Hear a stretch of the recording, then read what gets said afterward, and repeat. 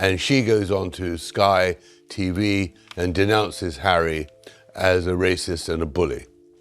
She spoke to her communications officer, and I discovered that at the same time as the rest of the world. So it happened. But so it happened. For years, whispers have circled the gilded halls of the British monarchy, hints of secrets carefully buried, and stories the cameras never caught.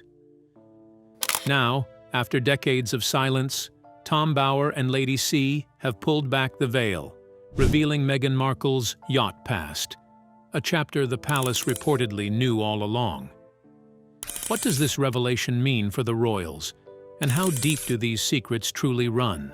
Share your thoughts below, and don't forget to subscribe for more shocking royal insights. The questions that refuse to fade. The conversation has shifted, and with it, the silence that once shielded Meghan Markle now feels thinner than ever. What began as scattered whispers has slowly gathered weight, pulling old images and unanswered questions back into public view. Among them are photographs that critics claim place Meghan Markle in the orbit of Jeffrey Epstein, a connection that, whether proven or not, continues to stir uneasy curiosity. The setting, often described as a luxury yacht, raises the simplest but most persistent question: what exactly was happening there? For years, such claims lingered on the fringes, dismissed or ignored. But by early 2024, a subtle shift began to take hold. When respected outlets like The Spectator allowed writers such as Julie Burchill to openly question Meghan's past, the tone changed. What was once considered off-limits suddenly became part of mainstream conversation. Not accusations, but questions, carefully phrased, yet impossible to ignore. The mystery deepens with fragments of stories that refuse to fully connect. A lavish trip, reportedly costing thousands, left behind more confusion than clarity. Who funded it? Why did details seem to vanish before Meghan became globally known? Some observers believe parts of her early life were quietly erased long before her relationship with Prince Harry brought her into the spotlight. Whether coincidence or careful management, the gaps remain. Adding to the intrigue is the mention of powerful names, including Prince Andrew, whose own associations with Epstein have long been scrutinized. The possibility, however speculative, that paths may have crossed only fuels public fascination. Yet despite the noise, no clear narrative has ever been confirmed, leaving a vacuum quickly filled by theory and suspicion. At the same time, criticism of the Sussexes has grown louder. Voices like Tom Bower and Lady Campbell have repeatedly challenged their credibility, particularly following the release of Bower's book, Revenge. Prince Harry and Meghan have hit back at controversial biographer Tom Bower over his new book, which says Prince Harry was brainwashed by his wife. Even then, the couple's strategy remained unchanged: silence. No direct rebuttals, no detailed explanations, just a steady refusal to engage. That silence, however, has become part of the story itself. To some, it suggests control. To others, avoidance. Combined with a fading public narrative and declining media sympathy, it has led critics to argue that the Sussexes are running out of ways to reshape their image. And so, the questions persist, not because they are proven, but because they remain unanswered. In a world where perception often matters as much as truth, the absence of clear answers can be as powerful as any revelation. Omid Scobie's endgame had already unsettled royal circles, but what triggered the sudden, unusually forceful statement labeling the book deranged and melodrama? How did a seemingly calm moment erupt into a controversy no one anticipated? The line that slipped through. Omid Scobie had already stirred quiet unease when Endgame surfaced, brushing too close to senior figures who preferred silence over confrontation. For a while, that silence held. Then, just 12 days before one controversial book even reached the shelves, something shifted. The calm broke. A statement, sharp, unusually forceful, was released, dismissing claims as deranged and melodrama. To most observers, it seemed like damage control over familiar issues, strained family ties, charity controversies, or awkward public footage. It felt logical. It was also completely off the mark. The real concern, as hinted by Lady Colin Campbell and Tom Bower in his detailed examination of the past 7 years surrounding Prince Harry and Meghan Markle, wasn't what had been printed. It was what hadn't. Reading through early excerpts, one could sense a gap, a silence where something more explosive might belong. Stories of isolation, warnings from Queen Camilla, and public missteps were all there. Yet one topic, potentially the most damaging of all, remained untouched. That absence spoke louder than any headline. Then came an unexpected moment. Just 4 days after those excerpts circulated, a voice from The Spectator, a publication with roots stretching back to 1828, cut through the hesitation. It wasn't subtle, it wasn't cautious, and it certainly wasn't widely echoed elsewhere. Julie Burchill, known as much for controversy as commentary, published a column on March 17, 2026, targeting a luxury women's retreat in Sydney, where tickets approached $3,000 Australian dollars. The tone was biting, even mocking, as expected. But buried within the sarcasm was a single question that felt less like speculation and more like a statement daring to be challenged. She didn't ask whether Meghan had ever been associated with exclusive yacht gatherings. She asked how many. Double digits? Triple? The phrasing mattered. It carried an assumption that slipped past editors, legal checks, and publication standards. And that is what made it different.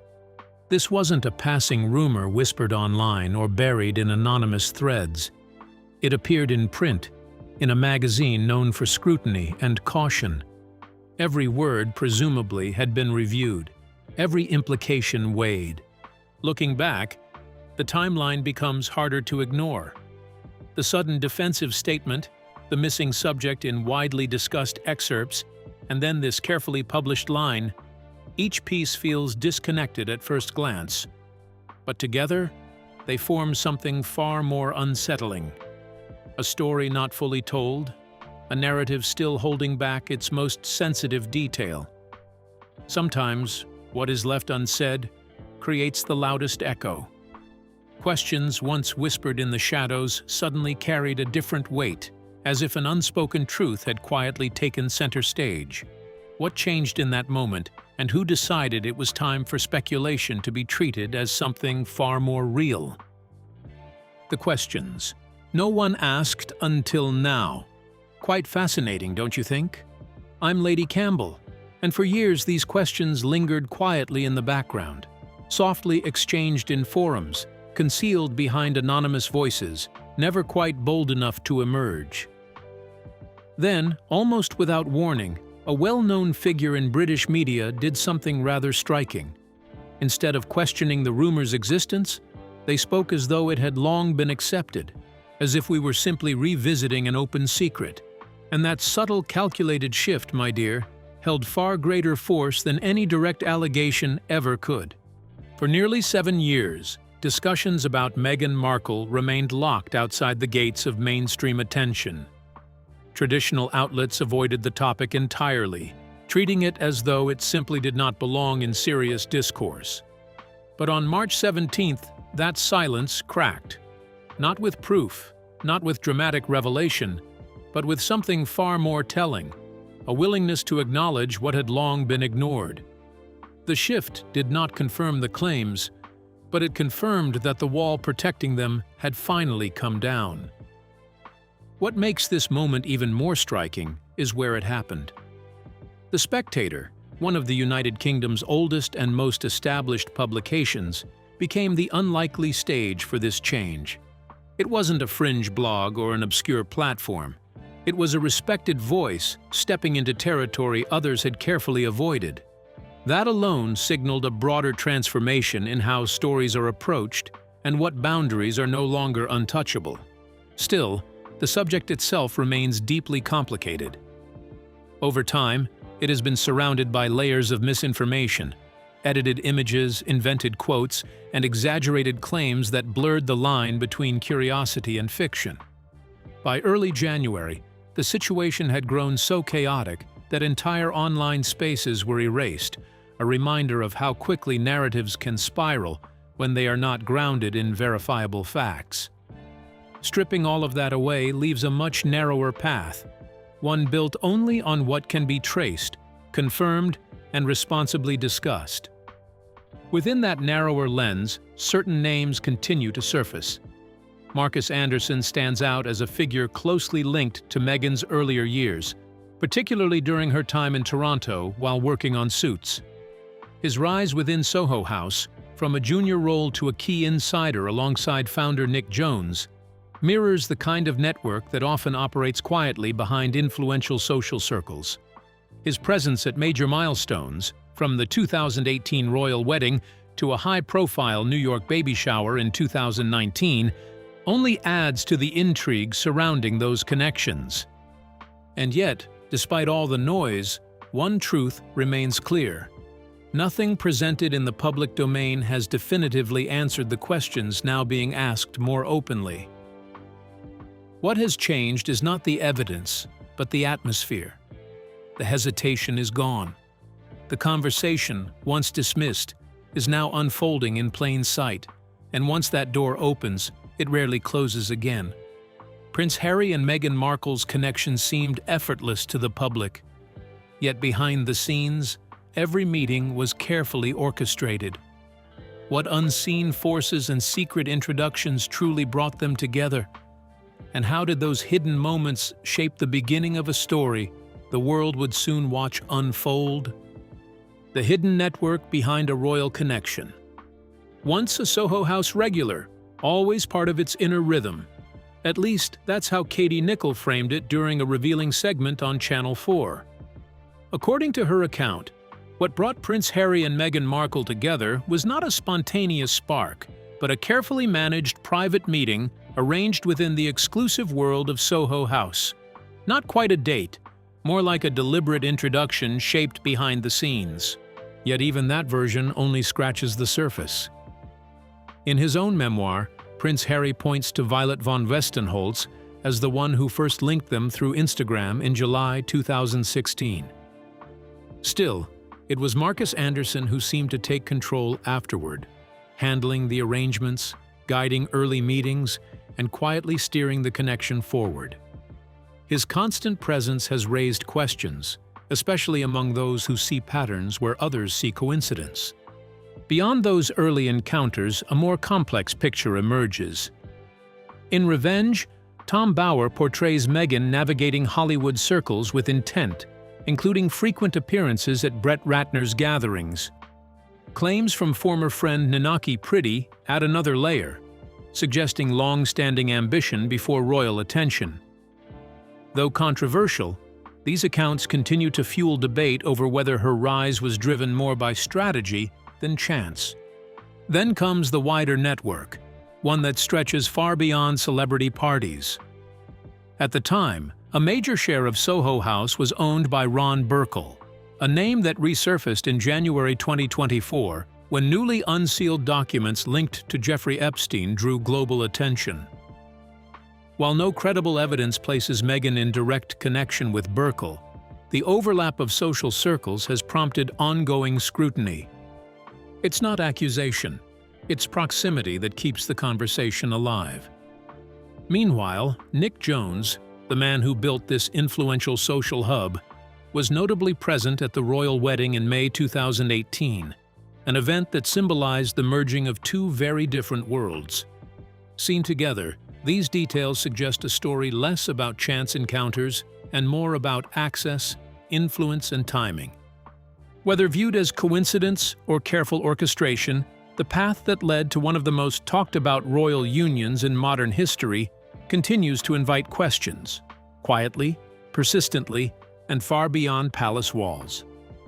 A seemingly simple summer memory suddenly ignited global curiosity.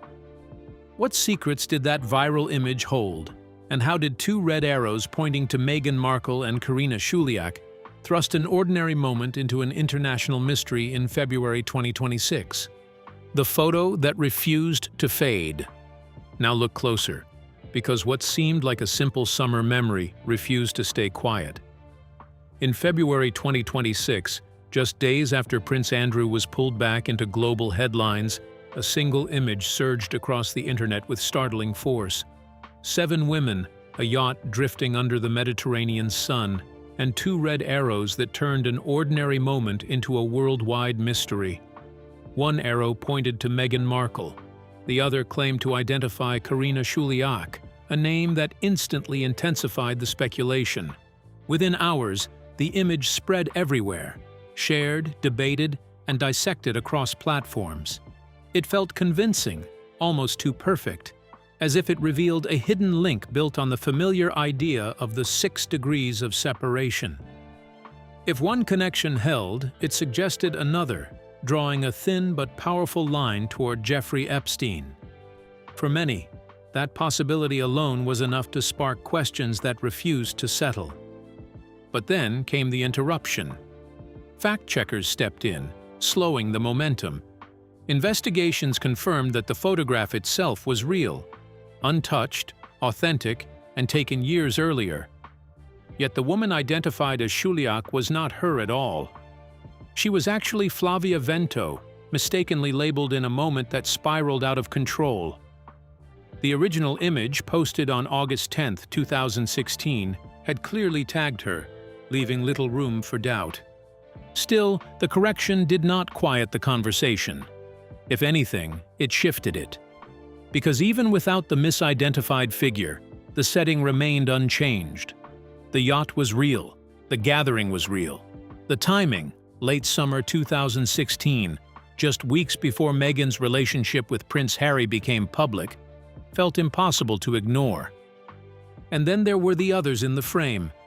Familiar faces, including Misha Nonu, whose role in Meghan's early connection to Harry has long been acknowledged.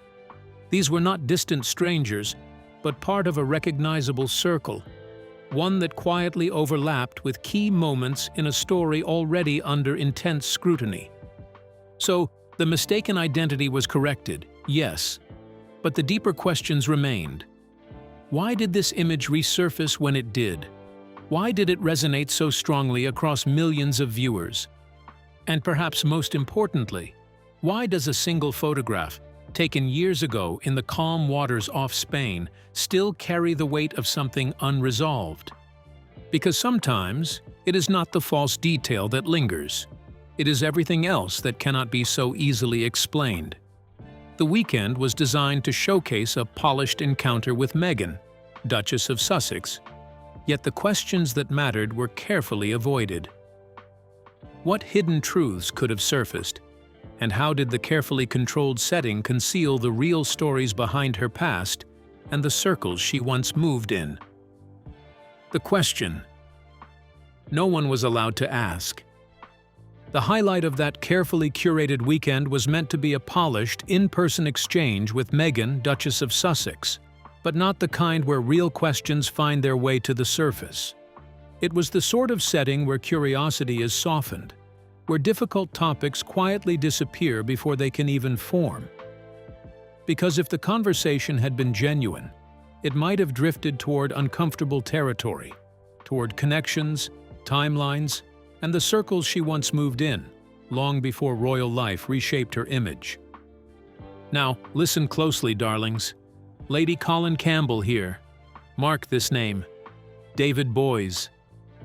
In December 2021, a fleeting moment surfaced, seemingly explosive, yet it vanished almost as quickly as it appeared.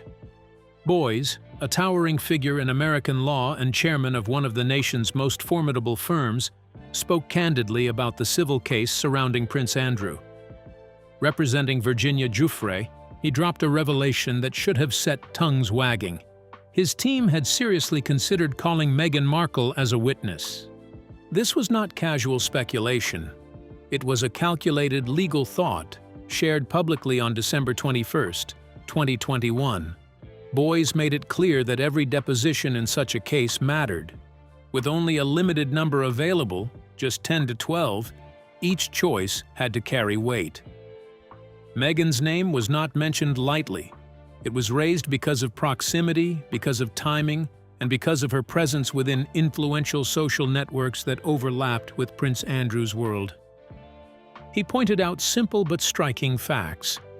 Meghan was based in the United States, placing her within legal reach. For a time, she had moved within circles that intersected with Andrew's own. And perhaps most notably, boys suggested she was someone who could be relied upon to speak truthfully if called. That combination alone made her relevant, not as a target, but as a potential source of insight. What makes this moment even more telling is who was excluded. Boys openly ruled out seeking testimony from Queen Elizabeth II, citing respect for her age and position. That line was clearly drawn. Yet no such boundary was extended to Meghan. The contrast speaks volumes. Then there are the details that linger just beneath the surface. The frequent visits to New York. The shared timelines. September 2013, standing out as a period when both Meghan and Prince Andrew were in the same city for an extended stretch. The overlapping social connections. The familiar faces appearing in the same elite gatherings. None of this proves anything on its own, but together, it forms a pattern difficult to ignore. And that is where the silence becomes most intriguing. Because this was never about rumor or online chatter. It came from a seasoned attorney known for taking on some of the most powerful institutions in the world and winning. When someone like that pauses and considers a name, it is rarely without reason. So when the spotlight turns to carefully managed conversations and polished appearances, the real question is not what is being said, but what quietly is not. Prince Andrew's case seemed poised to expose hidden truths, yet a sudden $12 million settlement changed everything. What forces orchestrated this abrupt resolution, and how did it silence voices, like Meghan Markle's, before the public could ever hear the full story? The silence between the headlines. And then the story takes a sharper turn, one that few expected, but many quietly watched unfold. On January 12, 2022, Judge Lewis Kaplan refused to dismiss the case tied to Prince Andrew, pushing it closer to a phase where private truths risked becoming public record. Depositions loomed, questions waited. Yet just 5 weeks later, on February 15th, the momentum vanished. A reported settlement of $12 million closed the door before certain voices, especially that of Meghan Markle, could ever be formally heard. But long before courtrooms and headlines collided, quieter connections had already formed in elite spaces. Back in 2006, at a Hamptons gathering filled with influential figures like Harvey Weinstein, Meghan moved within circles that at the time drew little attention. She was not yet a global figure, not yet under the intense gaze that would later follow her every move.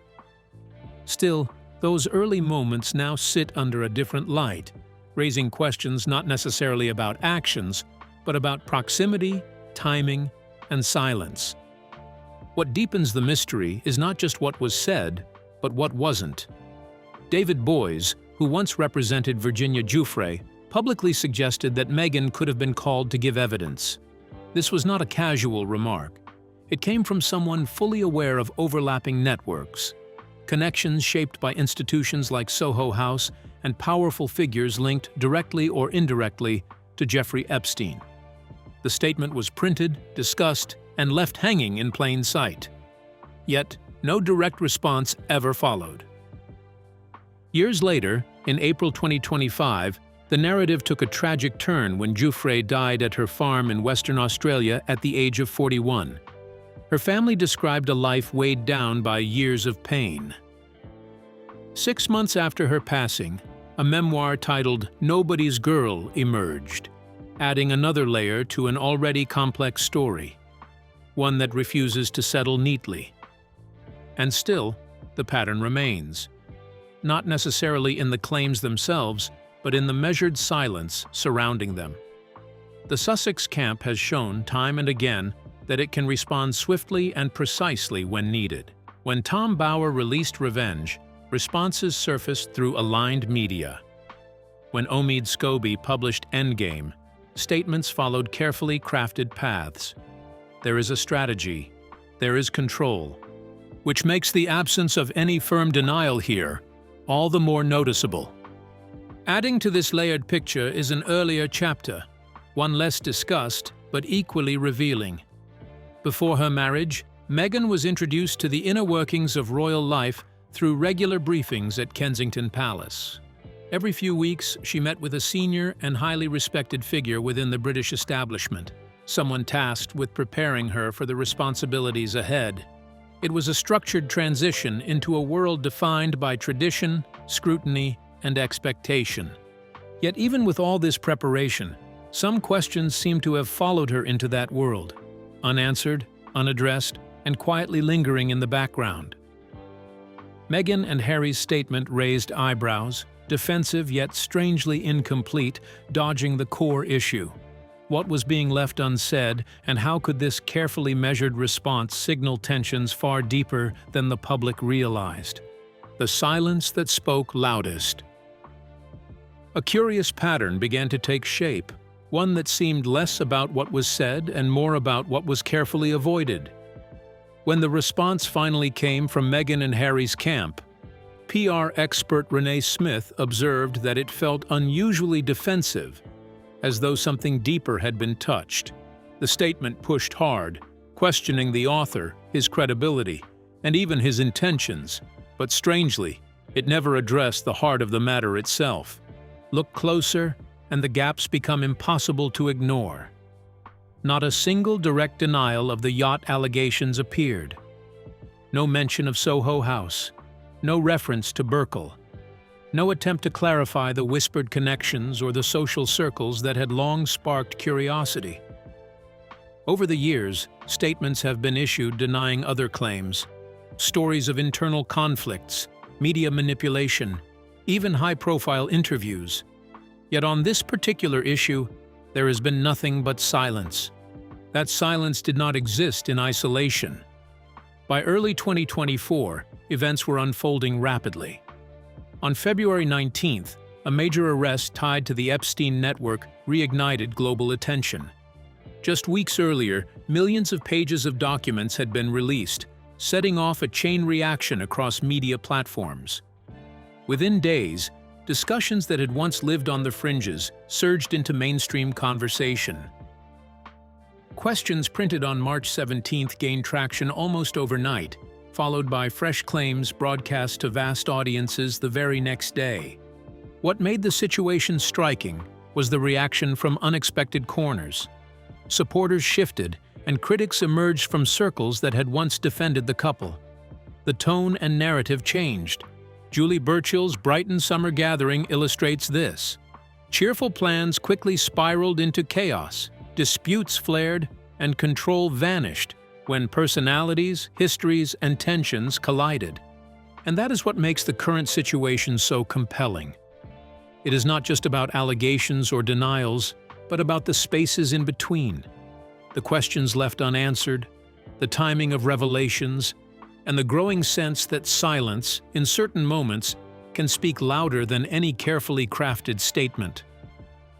A story once confined to whispers suddenly demanded attention, backed by institutions that rarely take risks. But what made this book so powerful, and how did it force questions long avoided to finally surface in mid-March 2026? When silence becomes the story. What happens when a story long kept at the edges of public conversation suddenly steps into the spotlight, backed not by whispers, but by institutions that rarely take risks? That shift began quietly, but by mid-March, it had turned impossible to ignore. A single book, carefully serialized in the Times of London and released through a major publishing house, did more than tell a story. It gave legitimacy to questions that had been avoided for years. The reaction it provoked was swift and intense, yet, as royal commentator Jack Royston warned, the louder the pushback, the wider the reach. By March 15th, before copies had even reached shelves, Betrayal had already climbed to #1 on Amazon.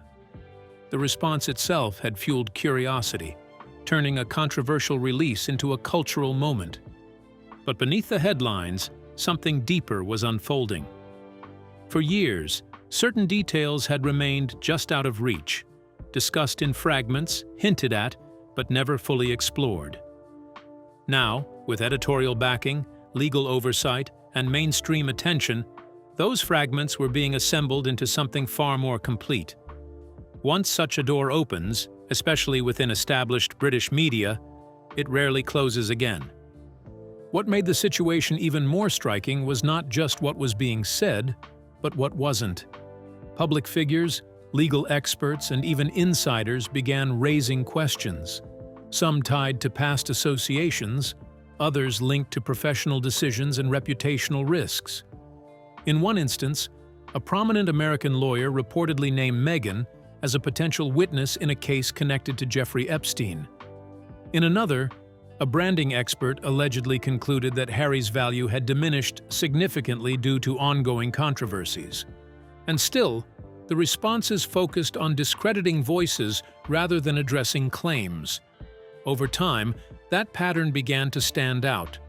Silence, once seen as a calculated move, started to feel like something else entirely, an unspoken confirmation that there was more beneath the surface.